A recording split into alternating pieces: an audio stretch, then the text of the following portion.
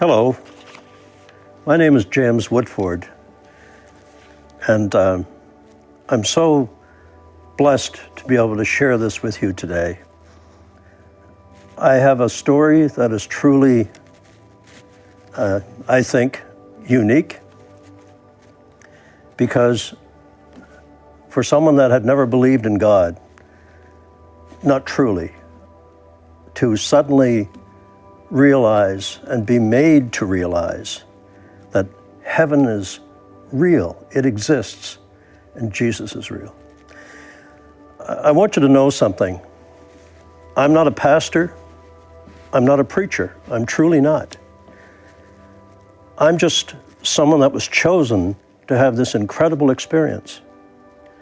Having spent a good part of my life as a pilot, a businessman, I was at best ambivalent about God. And 3 years ago, a little over 3 years ago,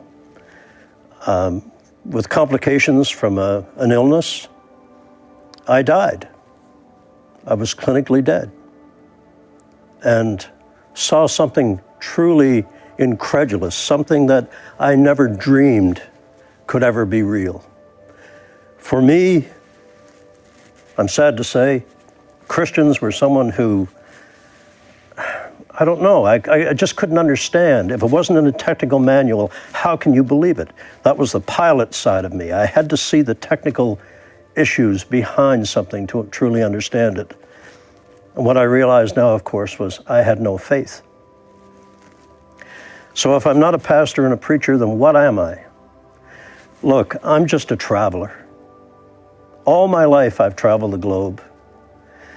And then I have this incredible experience, and I traveled to a dimension, a world, that those of you who have always believed, you know exists. And I ask myself every day, why me? Why not some deserving follower of God, someone who had devoted their life to his teachings, to the teachings of Jesus? Why me? And I remember one evening saying that, and there was this wonderful pastor who was over 90 who put his hand on my shoulder and said, "Jim, don't ask that question. You're simply living proof that Jesus loves a sinner." And it's a claim to fame that I don't enjoy, but I understand now what he meant. Because I have been forgiven. I've been profoundly changed. I've been renewed.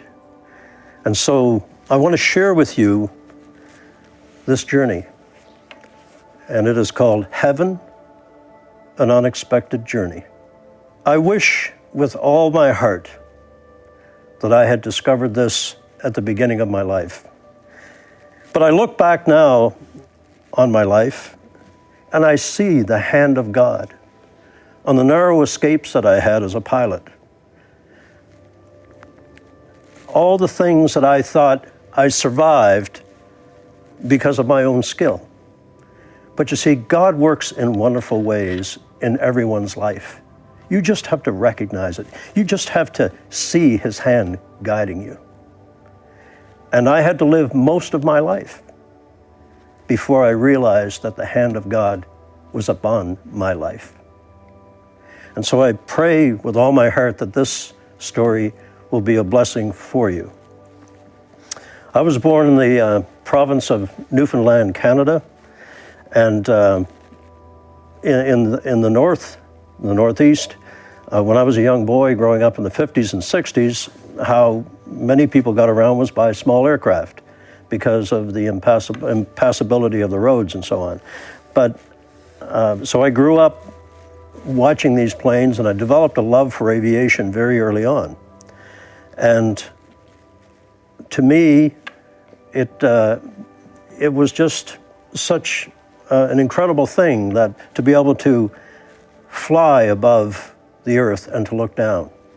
And so I was intrigued by it, I was in love with it, and I think most kids enjoy aircraft, but I was truly taken by it, and I read and absorbed everything I could about aviation, and helped out when I could at the seaplane dock, and just getting completely immersed in aviation.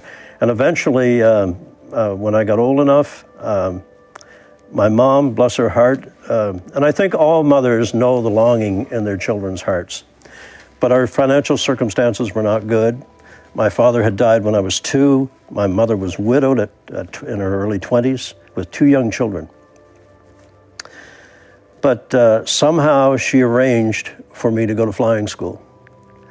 And I remember as though it were yesterday, the evening she sat me down and said, "Jimmy, I know what's in your heart, and we've managed to put it together for you." And so that began my lifelong love affair with aviation. And I was blessed to be able to advance fairly rapidly, not just from the bush planes and water bombing and crop dusting, and I was right on the tail end of the old-fashioned way of flying. And you must remember, in those days, there was no GPS, there was no cell phones. It was dead reckoning navigation in the far north, and it was a challenge, but I loved every minute of it. And I tell young people every time I speak to them that if you are blessed enough in life to do something that you love to do, that you get up every morning with this longing in your heart to do it, then God has already blessed you. And in my ignorance and my stupidity, I never realized the blessing that He had bestowed upon me. I do now. And so I had an interesting career. And in addition to that, I began investing in businesses and was quite good at it. And I seemed to live a charmed life. And because no matter what circumstance I met with, I seemed to prevail over it. Little did I know it was the hand of God directing me to this moment in my life. As I said earlier, I was at best ambivalent about God. But I do know this, that as the great Billy Graham said, when you come to the end of yourself, you come to the beginning of God. That's what happened to me. I recognized that I was blessed in not just flying, but and the business world, but one of the greatest blessings was meeting my wife, Lorraine, and she is the light of my life.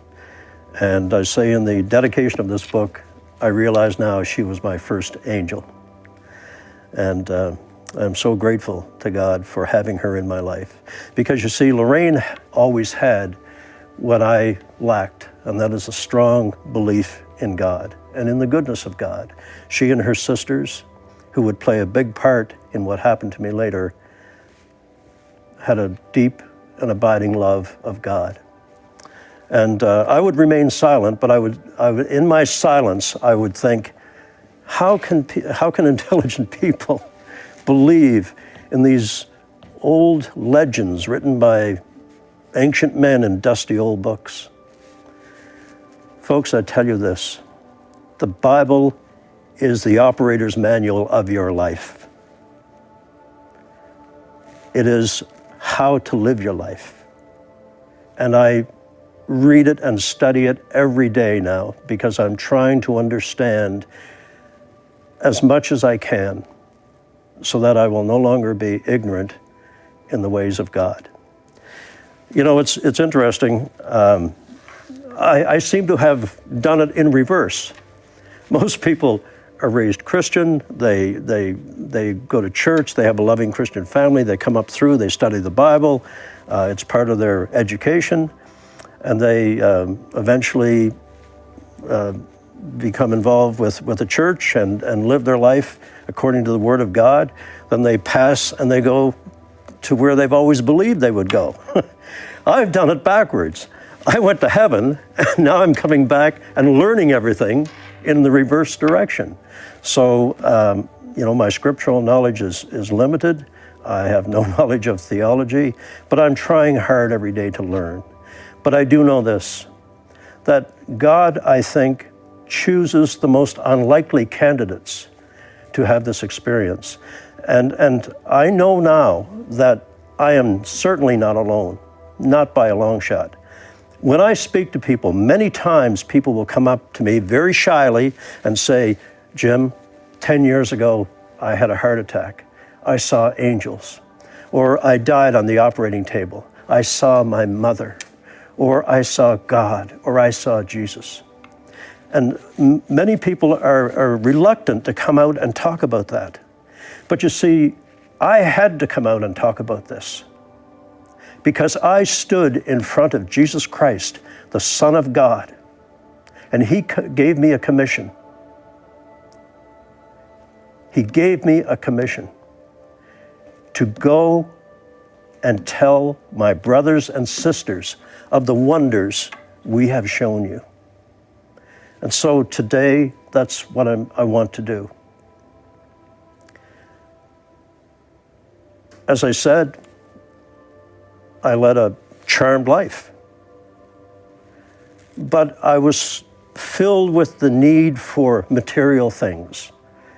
I had a collection of British sports cars. We had a large yacht. Everything, the beautiful horses, everything that one would think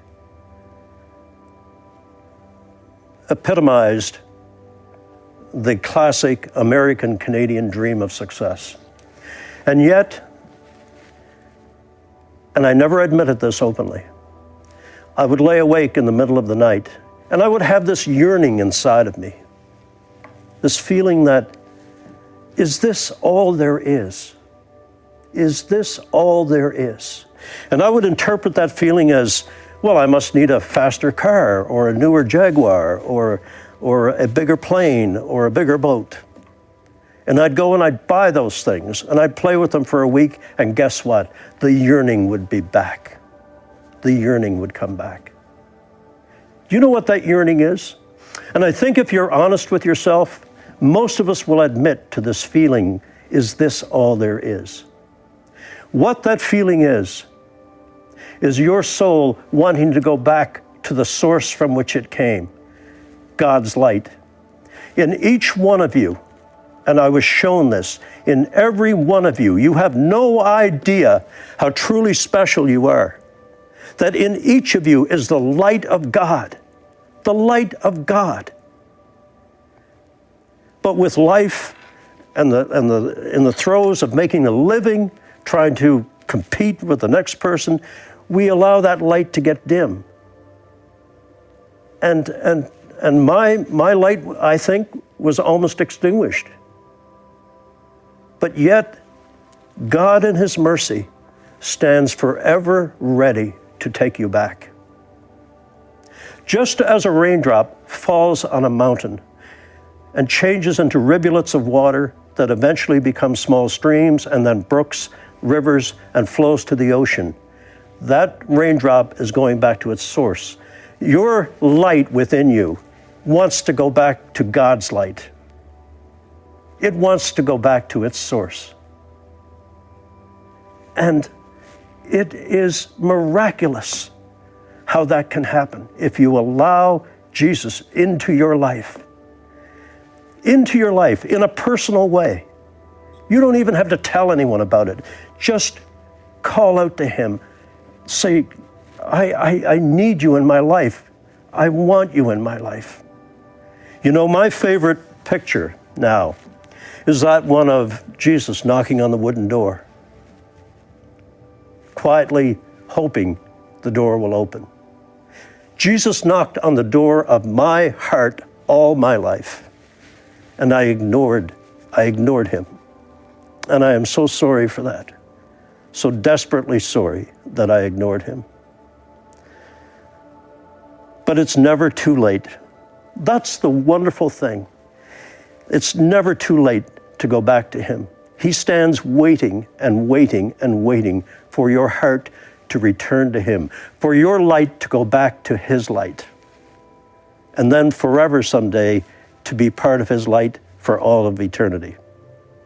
And that is such a perfect message that he gives us. So I really believe with all my heart and soul that the opportunity for all of you to sense this light within you, and those of you who have already know the light is there, I'm not telling you anything new, but I speak to the folks that don't feel the light of God in their life. It can change you dramatically. You see, I now know something miraculous. We are not human beings with a soul. We are souls inhabiting a human body. We must remember, we've got it backwards. And once you realize that your being is your soul, not this physical part of you, the light within you is who you are. And you have the opportunity to join that light with the light of Christ. Never again will you feel alone, will you feel abandoned. And now I live every day of my life feeling that light within me. And the first conscious moment that I have when I awaken every morning is to reach for that feeling inside of me. Because if I don't ever feel it there, I don't know what I'll do. But I do feel it there. And I'm so eternally grateful for that. I mentioned earlier that I'm convinced that many people have had these interactions with God and with Christ. And I really believe with all my heart, again, that you can do so much good when you bring God into your life. You'll find that people sense something different about you. I have people that have come to hear me speak for the 8th and 9th time. And I joke with them that once you've heard me over 5 times, you automatically go to heaven because you've already done your penance listening to me 5 times. But the point is this, that and my wife says this as well, I am profoundly changed. And what it is I have the peace of God within me. And people come to me to hear me because they say, when I'm around you, Jim, I feel peaceful. They're not feeling my peace. They're feeling the peace of God. And that peace is available to every single person that opens their heart to Jesus, that gives him the opportunity to come into their life. Because as I keep saying, it is never, never too late to come back to Christ. It must be contrite. You can't just say it in a wishy-washy way. You have to feel it. It could be something as personal as just kneeling by your bed, alone at night, or in your car on a long drive, just saying, can we talk? Can we speak? And people say to me, I pray, but I don't hear God speaking to me. Well, look, if you're expecting to hear the voice of Charlton Heston or the wonderful Morgan Freeman, it's not going to happen. God speaks to you in your own voice, which begs an honest question.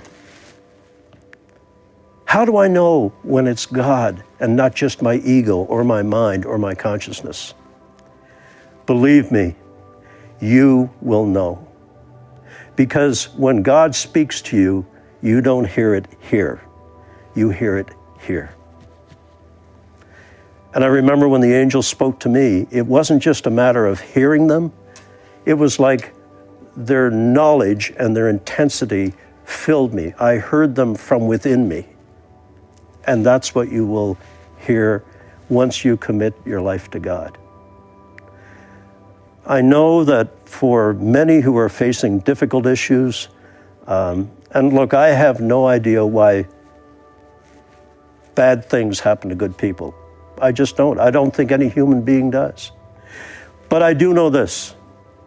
That if you have this relationship with Jesus Christ and the Father, no matter what you face in your life, whether it's illness, whether it's a failed relationship, whatever may be burdening your heart, you will get through it so much easier, with so much grace, if you have the light of God within you.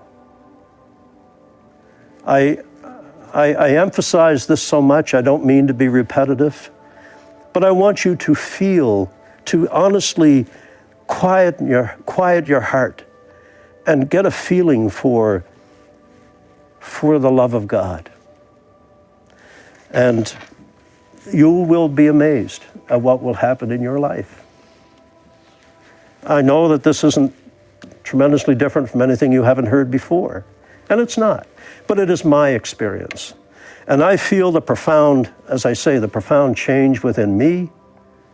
I see it within the people who are around me, and I am ever so grateful. So, I'm hoping that, as I said, as we go into this story a little deeper, that we will have an opportunity to explain to you what you're about to see on my journey to heaven, because it is stunning to realize that a world exists, that it is, as I said, not myth, not legend, not some story. It really exists. Another world, another dimension that is so amazingly beautiful and peaceful. And I'm going to ask you as we go forward with the story to take off your earth hat and put on your heaven hat, because you must, as we go ahead with this, suspend everything you've ever been taught about the laws of physics, spatial references, time, because everything is completely different in God's home. Completely different in a wonderful way. And I pray also that for those of you that have lost a loved one and miss them every single day, that this will be a blessing to you, because you will see them again. You will see them again. And I'm going to explain to you exactly what happens when you do. So that is such a comfort to people, or to parents who have lost a child through tragic circumstances or disease, that when they eventually get to heaven, if they follow what I'm suggesting, that beautiful child will greet them in heaven, and they'll be forever together. And I have had so many wonderful experiences of people that have come up to me and said, what a blessing it is to know that I will see my daughter who passed away, or my son who was killed in a car accident. Because we have become people that are hopeless, in the sense that we've given up hope. And this message is one of hope. It's one of despair, my despair. It's one of revelation. It's one of salvation and ultimate redemption. One of the things that people say to me that are renewing or beginning their relationship with Jesus is, Jim, I don't know how to pray. It's been so long. What do I say? What do I do? And my co-author, Dr. Tom Gardner, and I, in this book, because of that request from so many people, at the end of each chapter, we've put an area of reflection, a place for notes, and we put a prayer. And that prayer is important, because for those who have not had a relationship with God, this is all new to them.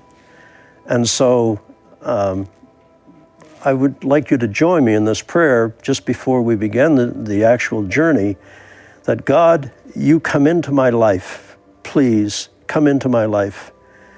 I am sorry that I have ignored you for so long, but I need you in my life. I realize now the emptiness that I have within me. And I want the light within me that Jim describes to be as bright for you as it can possibly be. So Lord, forgive me for the indiscretions I have done. Forgive me for ignoring you all this time. Give me a fresh start. Give me peace. Give me the friendship and the love of having you with us. And I tell you that a devout prayer like that, nothing grandiose, just something heartfelt from your inner being, from your source,